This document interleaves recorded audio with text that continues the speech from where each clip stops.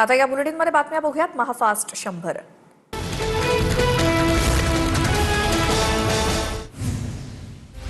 मतदारसंघातील कामं मार्गी लावण्यासाठी सत्तेचा उपयोग करा। शिवसेनेच्या 7 खासदारांना पंतप्रधान मोदींच्या सूचना। पंतप्रधानांच्या ब्रेकफास्ट बैठकीतील इनसाइड बातमी TV9 मराठीच्या हाती। पंतप्रधान मोदींनी फुटीरतेला प्रतिष्ठा देऊ नये। मोदींच्या फुटीर खासदारांसोबतच्या ब्रेकफास्टवरनं राऊतांची टीका। तर किती फोडलेस आणि आणखी किती फोडणार यावर त्यांच्यात चर्चा होईल। मोदी आणि एकनाथ शिंदे यांच्या भेटीवरनं राऊतांची टीका। उपमुख्यमंत्री एकनाथ शिंदे पंतप्रधान मोदींच्या भेटीला। जेनझी आंदोलनानंतर देशातील परिस्थितीवर चर्चेची शक्यता। मंत्रिमंडळ विस्ताराबाबत देखील आजच्या भेटीत चर्चा होण्याची शक्यता। शिंदे आणि 40 आमदार अंड्यातून आलेले नाहीत, ते ठाकरेंचे आमदार होते। ज्यांच्यावर मोदींनी भ्रष्टाचाराचे आरोप केले ते आज मोदींचे हस्तक म्हणून काम करतायत। शिंदेंमध्ये हिंमत होती तर त्यांनी पक्ष काढायला हवा होता। संजय राऊतांची मोदी आणि एकनाथ शिंदेंवर टीका। एकनाथ शिंदे आपलं दुःख सांगण्यासाठी मोदींची भेट घेणार असतील। नाना पटोलेंचा एकनाथ शिंदेंना खोचक टोला।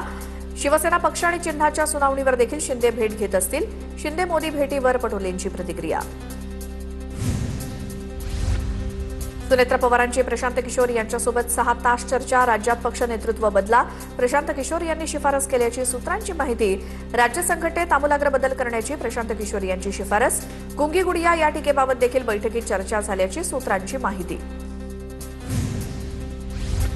राष्ट्रवादीची आगामी रणनीती ठरवण्याच्या कामासाठी प्रशांत किशोर यांच्याकडून राज्यभर सर्व्हे सुरू।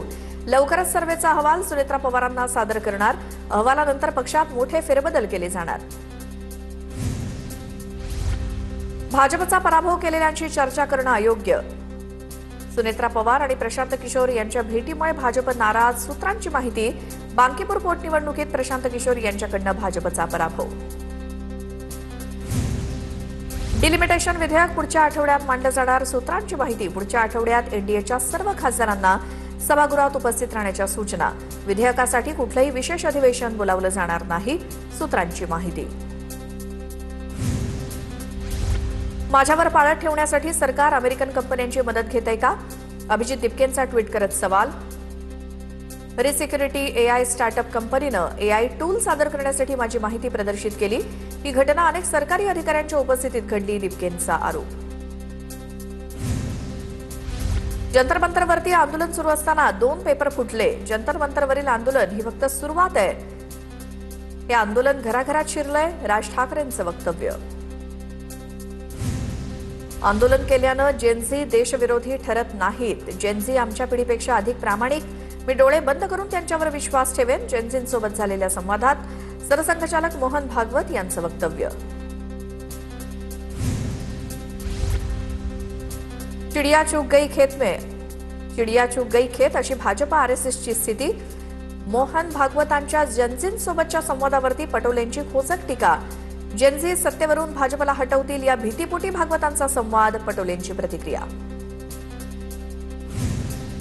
जंतर मंतरवरील जेनझी विद्यार्थ्यांच्या आंदोलनाला ताकद पुरवली। भारतीय किसान युनियनचे अध्यक्ष राकेश टिकैत यांचा अकोल्यामध्ये गौप्यस्फोट। शेतकरी जागर मंचानं आयोजित आक्रोश सभेत भाष्य केलं। बातम्या महाफास्ट बघूयात। महाराष्ट्र नवनिर्माण विद्यार्थी सेनेच्या सदस्य नोंदणीला वेग आलाय। अमित ठाकरेंकडून मुंबईतील विविध महाविद्यालयांना भेट।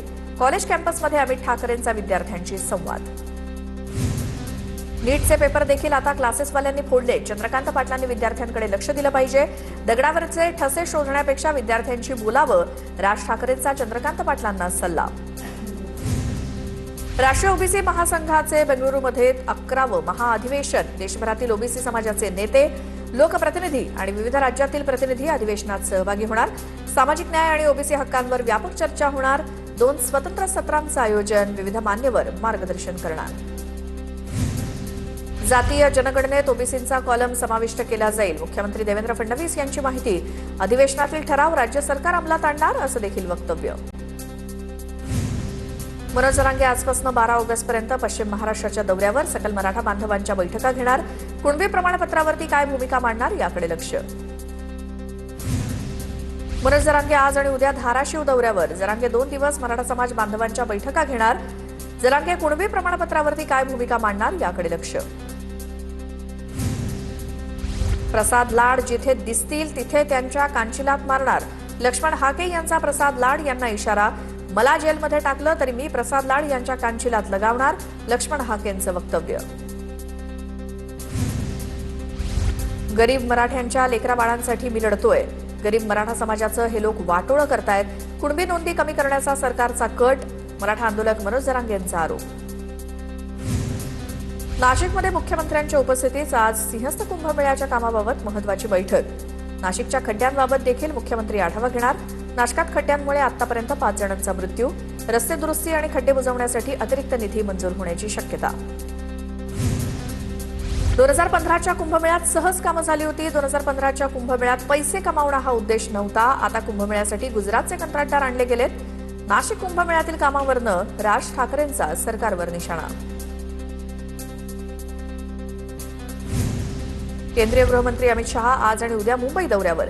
शहांच्या हस्ते NUCFDCच्या नवनिर्मिती कार्यालयाचं उद्घाटन. राष्ट्रकुल स्पर्धेतील पदक विजेता दिलीप गावित दिल्लीहून आल्यावर त्याची भेट घेणार. दिलीप गावित भेटीला आल्याचं माहीत नव्हतं. नाशिकमधल्या कालच्या प्रकारावर राज ठाकरेंकडून दिलगिरी व्यक्त.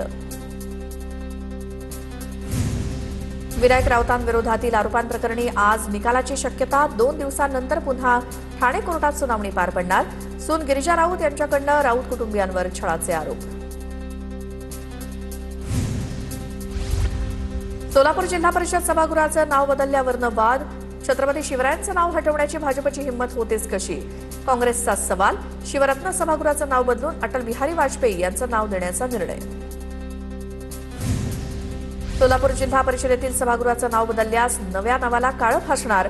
शरद पवारांची राष्ट्रवादी आणि संभाजी ब्रिगेडचा इशारा. अटल बिहारी वाजपेयी हे आमचं श्रद्धास्थान असल्यामुळे त्यांचं नाव दिलं. जिल्हा परिषद उपाध्यक्षांची प्रतिक्रिया. नंदुरबारमधील भाजप नेते विजय चौधरी यांना स्थानिक गुन्हे शाखेकडून अटक. डॉक्टर हिना गावित यांच्याबाबतच्या कथित आक्षेपार्ह ऑडिओ क्लिप प्रकरणात कारवाई. विजय चौधरींना आज कोर्टात हजर केलं जाणार.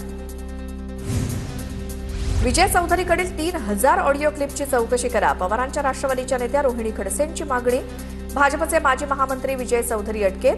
भाजपच्या नेत्यांची ऑडिओ क्लिप व्हायरल केल्याप्रकरणी कारवाई.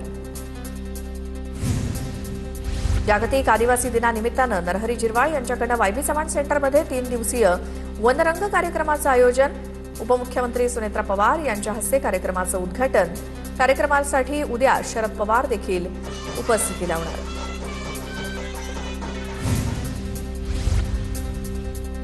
रत्नागिरी शहरात राष्ट्रप्रथम अशा आशयाची बॅनरबाजी. बॅनरवर जेनझी आणि पंतप्रधान मोदी, पोलीस, राम मंदिराचे फोटो. शिक्षणालाही साथ, पोलिसांनाही मान अशा आशयाचा मजकूर. रत्नागिरी शहरात अज्ञातांकडून बॅनरबाजी. राहुल गांधींची इंस्टाग्रामवरती आस्क मी एनिथिंग मोहीम. जेनझींसोबत संवाद साधण्यासाठी नवं कॅम्पेन. तरुणांची प्रश्न विचारण्याचं राहुल गांधींचं आवाहन. रविराज देशमुखांचं आमदारकीचं तिकीट कापायचं काम मीच केलं. भाजपचे माजी जिल्हाध्यक्ष रविराज देशमुखांसमोरच रवी राणांची कबुली.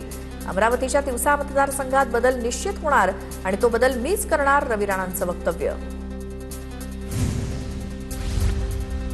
दादांच्या अपघाताच्या चौकशीची मागणी इतक्याच आक्रमकपणे करणार का. पुणे युवक काँग्रेसचा राष्ट्रवादीचे आमदार सुनील शेळकेंना सवाल. मुंबई पुणे एक्सप्रेस वे परिसरात युवक काँग्रेसकडून बॅनरबाजी. काँग्रेस नेत्यांच्या गाड्या फोडू असा इशारा शेळकेंनी दिला होता. सोलापुरातील मनसे पदाधिकारी बाळासाहेब सरवदे हत्या प्रकरणात भाजप नगरसेविका शालन शिंदेला जामीन मंजूर. अटकेत असलेल्या शालन शिंदेला तब्बल 7 महिन्यांनी जामीन. 1 लाखाच्या जात मुचलक्यावर कोल्हापूर खंडपीठाकडून जामीन मंजूर. मुंबईच्या महापौर रितू तावडेंना पुन्हा धमकीचा ईमेल. महापौर दालन. मुंबई मेट्रो शाळा उडवण्याची धमकी.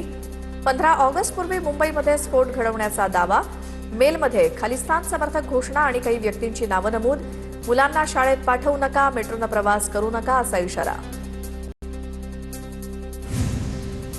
मुंबई पोलिसांच्या नियंत्रण कक्षाला पुन्हा धमकीचा मेसेज मिळाल्याची सूत्रांची माहिती. 15 जण पंजाब मार्गे RDX घेऊन भारतात येत आहेत. मुंबई पोलिसांना मेसेज. दिल्ली, नोएडा, मुंबई, कानपूर या शहरात लोक विखुरलेत, मेसेजद्वारे धमकी. मुंबई पोलिसांकडून ठिकठिकाणी तपास सुरू. सरसंघचालक मोहन भागवतांचा आज शेगाव खामगाव दौरा. मोहन भागवतांनी शेगावात संत गजानन महाराजांचं दर्शन घेतलं. मंदिर प्रशासनाकडून मोहन भागवत यांचा टाळ मृदुंगाच्या गजरात सत्कार.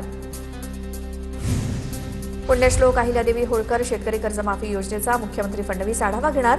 आतापर्यंत किती शेतकऱ्यांना कर्जमाफी झाली याचा मुख्यमंत्री आढावा घेणार. सोलापूर जिल्ह्यात अहिल्यादेवी होळकर कर्जमुक्ती योजनेचं काम वेगानं सुरू. तातडीनं आधार सेडिंग करण्याचं जिल्हाधिकारी एस कार्तिकेयन यांचं आवाहन. पहिल्या टप्प्यात 26,253 पात्र शेतकऱ्यांची यादी जाहीर. यवतमाळ जिल्हा प्रशासनाकडून 13 सोयाबीन कंपन्यांवरती गुन्हा दाखल. बोगस सोयाबीनमुळे शेतकऱ्यांचा हंगाम वाया गेल्यामुळे कारवाई. बोगस सोयाबीन कंपन्यांचा परवाना रद्द करण्याची प्रक्रिया सुरू.